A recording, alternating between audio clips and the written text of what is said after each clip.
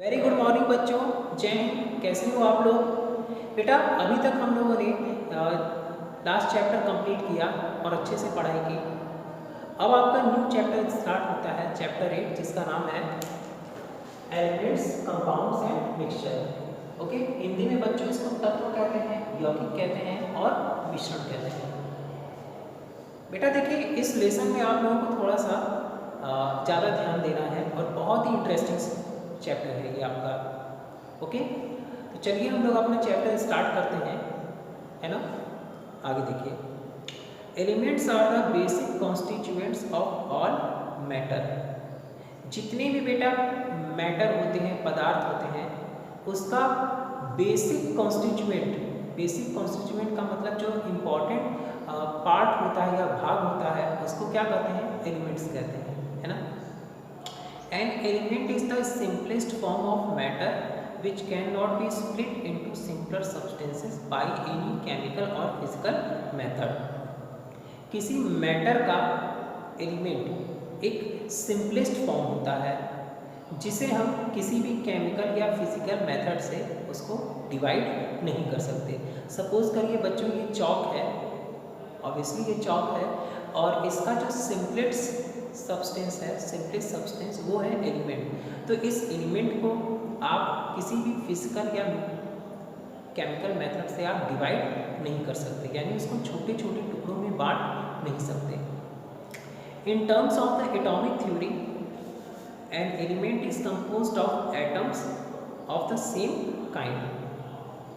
Atomic theory बेटा आप लोग आई थिंक क्लास 9th में जाओगे या हायर क्लासेस में जाओगे तब एटॉमिक थ्योरी आप लोगों को मिलेगा। आप लोग सिर्फ इतना जानिए कि कोई भी मैटर है, मैटर वो किससे बना हुआ है? कई सारे एटम से बना हुआ है। ओके, और एटॉमिक थ्योरी में बेटा ये कहा गया कि एक एलिमेंट जो है वो सेम टाइप के एटम से फॉर्म होता है। एक एलिमेंट जो है वो सेम टाइप के एटम से फॉर्म होता है। जैसे बच्चों ये चॉक है, तो इसमें चॉक में क्या है? एलिमेंट्स हैं, और जो एक एलिमेंट है वो सेम टाइप के एटम से फॉर्म हुआ है, यानी एलिमेंट से भी छोटा क्या होता है? एटम होता है। क्लियर? चलिए, in terms of the atomic theory an element is composed of atoms the same kind.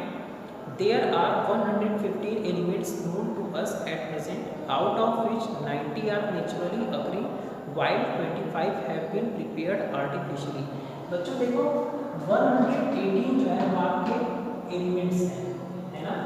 इसमें थोड़ा सा आप करेक्ट कर लेना, जिसमें 94 जो है वो नेचुरल है, यानी हमारी प्रकृति में पाए जाते हैं, और बाकी बेटा कितना बचा? 24 जो है वो आर्टिफिशियल है, मतलब जिनको हम लोग लैब में, है ना, प्रयोगशाला में हम लोग प्रिपेयर करते हैं, बनाते हैं। On the basis of chemical and physical properties the elements are other classified into metals, non metals and metalloids. Further बेटा हम लोग एलिमेंट को डिवाइड किए 3 सेक्शंस में, समझे? 3 सेक्शंस में, और एलिमेंट्स बेटा 3 सेक्शंस में डिवाइड हुआ, जिसमें सबसे पहले बच्चों एलिमेंट्स को क्या कहा गया? एलिमेंट्स सबसे पहले मेटल्स में डिवाइड हुए।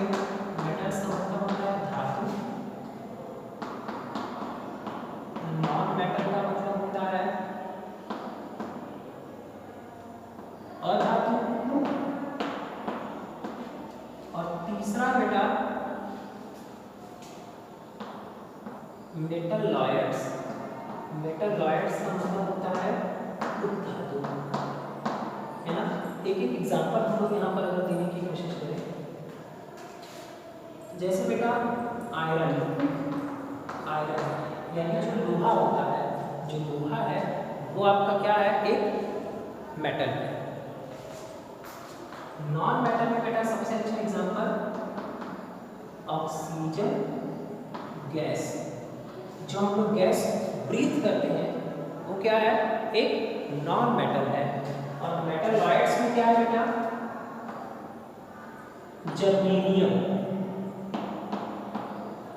जर्मेनियम एक आपका एलिमेंट है जो मेटलॉइड्स है। चलिए बेटा अब वन बाय वन हम सबके बारे में पढ़ने की कोशिश करते हैं, है ना। मेटल्स में बच्चों देखो क्या क्या है, gold, silver, copper, iron, mercury, zinc, ये सब है। आप स्क्रीन पे देख सकते हो, मैंने वहाँ पर मेटल्स, नॉन मेटल और मेटलॉइड्स के बारे में लिखा है और आपकी बुक में भी गिवन है, आप बुक से देख सकते हो।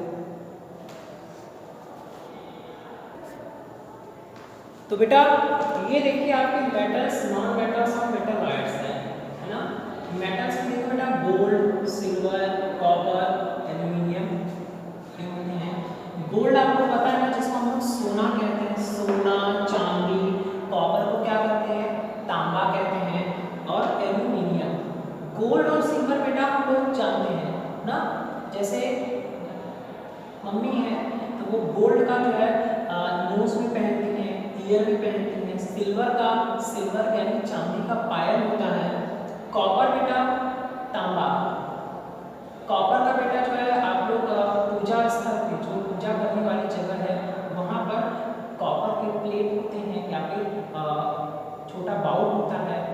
और एल्यूमिनियम, एल्यूमिनियम की बेटा घर में कढ़ाई होती है, कढ़ाई होता है, कुकर होता है। तो ये सब क्या होते हैं बच्चों, मेटल्स होते हैं। दूसरा क्या है, नॉन मेटल्स। ये देखिए नॉन मेटल्स के कुछ एग्जाम्पल बच्चों, ऑक्सीजन है, नाइट्रोजन है, कार्बन है। ऑक्सीजन वो गैस होती है जो हम लोग सांस लेते समय यूज़ करते हैं। नाइट्रोजन गैस हमारे एटमॉस्फेयर में सबसे ज़्यादा है। कार्बन, कार्बन भी एक आपका नॉन मेटल है, समझे बच्चों। कभी आप लोग ध्यान से देखिए कि जब कहीं आग जलती रहती है और उसके ऊपर अगर आप कोई बर्तन रखते हो तो वो काला पड़ जाता है, क्यों, क्योंकि उसमें कार्बन प्रेजेंट होता है ना। तो ये पता चल गया कि कार्बन का कलर कैसा होता है, टोटली ब्लैक होता है। फिर बेटा मेटलॉइड्स, ये क्या होते हैं बच्चों, उपधातु होते हैं। उपधातु का मतलब ऐसे सब्सटेंसेस जिनके अंदर मेटल और नॉन मेटल दोनों की प्रॉपर्टी मौजूद हो, उसको क्या कहते हैं, मेटलॉइड्स कहते हैं। इसका example boron, silicon, germanium. Silicon के बारे में हम बच्चों बता सकते हैं, आप लोग लैपटॉप देखे होंगे या सुने होंगे, टीवी, तो उसके अंदर बेटा जो मेटल की प्लेट होती है वो सिलिकॉन की बनी होती है। ओके, आगे देखिए कंपाउंड्स क्या होते हैं, यौगिक क्या होते हैं। Two or more elements combined together in a fixed ratio to form a new substances called compound are also known as chemical compounds because these are formed due to chemical reaction between two or more elements। तो बच्चों दो या दो से अधिक जब element के atoms combine होते हैं तब उससे क्या बनता है, कंपाउंड्स बनते हैं। दो सेम एलिमेंट या डिफरेंट एलिमेंट के एटम्स अगर कंबाइन होते हैं तो उनसे क्या बनता है बेटा, कंपाउंड्स बनते हैं। ओके, एक एग्जांपल हम देते हैं, देखिए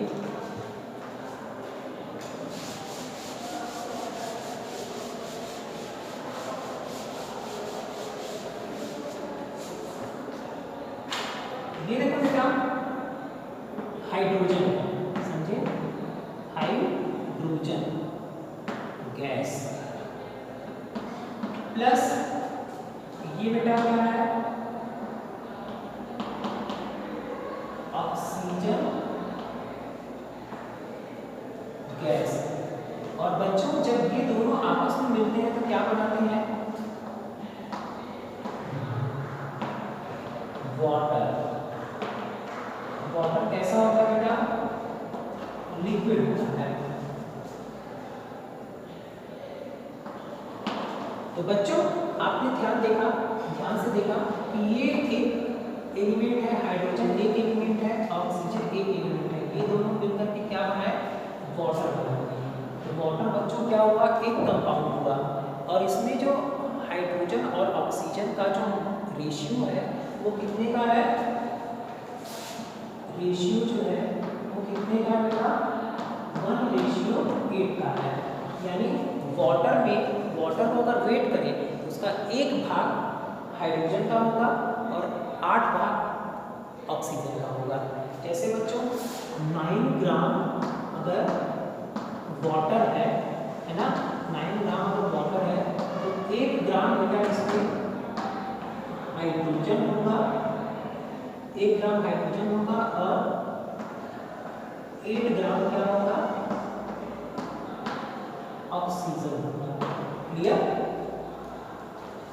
चलिए, तो बेटा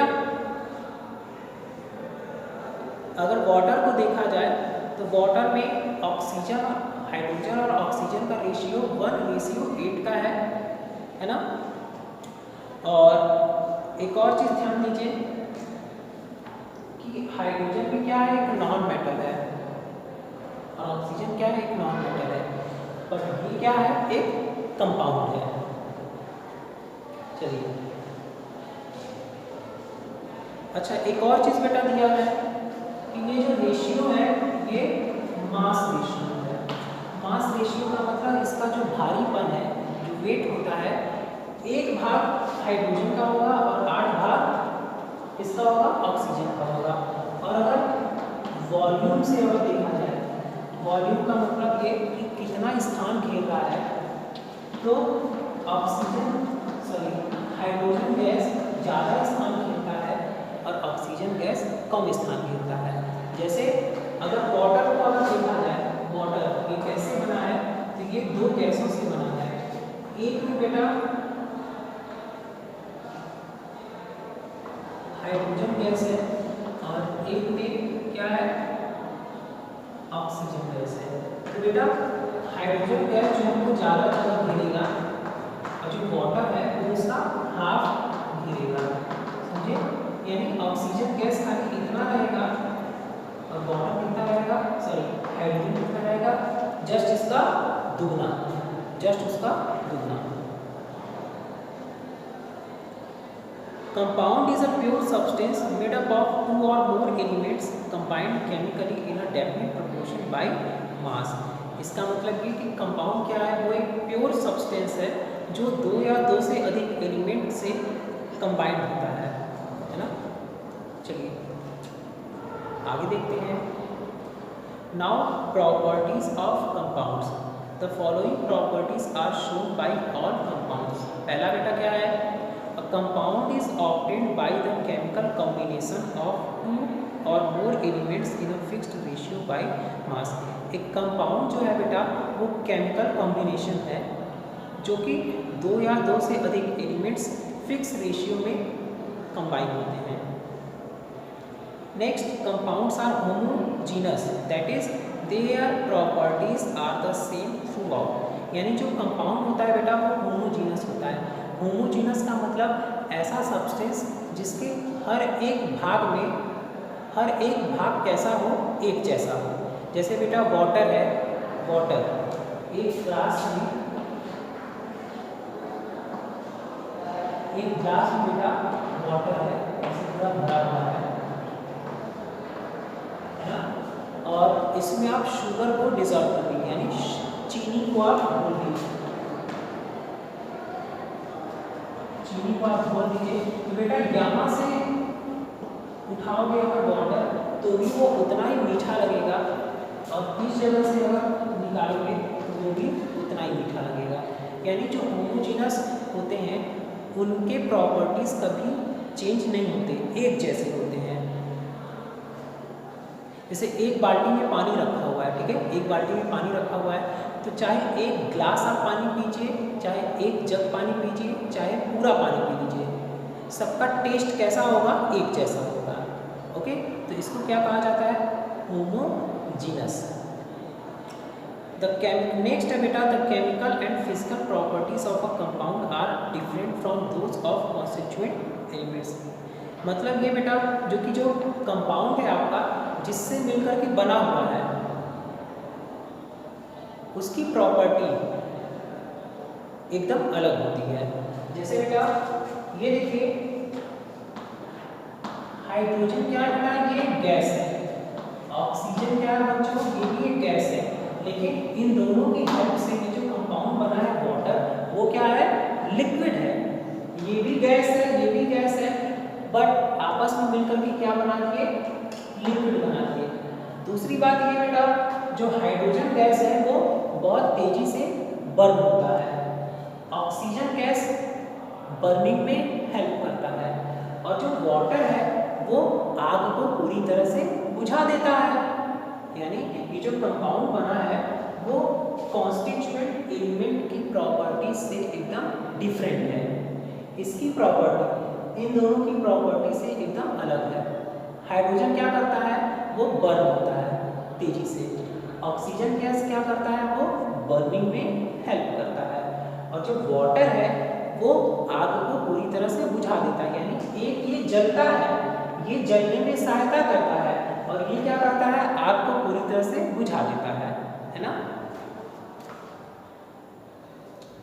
during the formation of a compound from its element, a certain amount of energy in the form of heat, light, electricity is either absorbed or evolved। मतलब ये बेटा कि जब कंपाउंड बनते हैं तब एनर्जी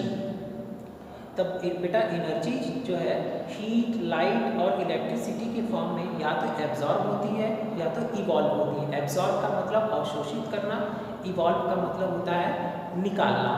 एक एग्जाम्पल हम बताते हैं आप हमको।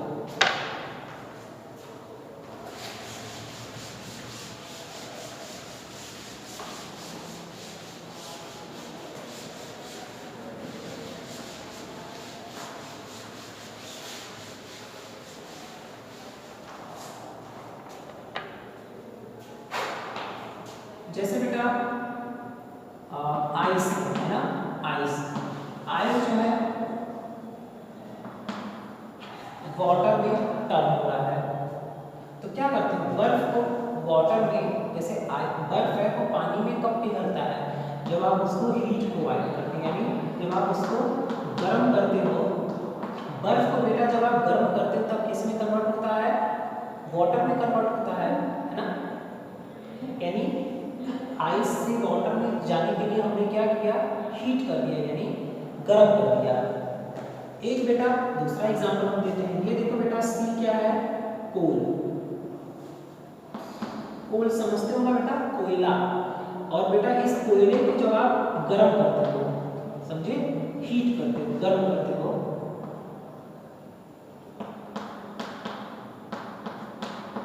गर्म करते हो, तो ये बेटा क्या बनाता है, carbon dioxide gas. Carbon dioxide gas. तो देखा बेटा कि कार्बन डाइऑक्साइड गैस कब बना, जब कार्बन को हमने हीट कर दिया, यानी गर्म कर दिया। तो बेटा यहाँ पर एनर्जी जो है वो इवॉल्व हुई है, यानी बाहर निकली है। देखिए जब कोयला को जलाते हैं तो क्या होता है बेटा, एक तो हीट प्रोड्यूस होता है, यानी गर्मी निकलती है। दूसरा, आपको किसी भी चीज़ को, जैसे कोयले को अगर जलाया तो रोशनी उससे निकलती है कि नहीं निकलती है, यानी हीट भी प्रोड्यूस हुआ, लाइट भी प्रोड्यूस हुआ। हाँ, एक देना है कि जब हीट एब्जॉर्ब होती है, यानी अवशोषित होना, तो यहाँ पर बेटा हीट रिलीज हुआ है, यानी प्रोड्यूस हुआ है। आई एम सॉरी बेटा, एक यहाँ पर मिस्टेक हुआ। आइस को बेटा जब हमने हीट प्रोवाइड किया तो ये वाटर में कन्वर्ट हुआ है ना, यहाँ पर हीट एब्सॉर्ब हुआ है कि नहीं, यहाँ पर हीट एब्सॉर्ब हुआ है, और यहाँ पर जो है हीट रिलीज हुआ है। सॉरी बेटा, little mistake, I am so sorry again. तो आपने ये देखा कि यहाँ पर कोयले को जब हमने जलाया तो क्या बनाया, कार्बन डाइऑक्साइड गैस, और जब भी आप जलाते हो तो क्या होता है, हीट प्रोड्यूस होता है। चलिए बेटा, यहाँ पर हम लोग अपनी लेक्चर को कंप्लीट करते हैं और मिलते हैं नेक्स्ट सेशन में। ओके बेटा, तब तक के लिए बाय बाय, टेक केयर।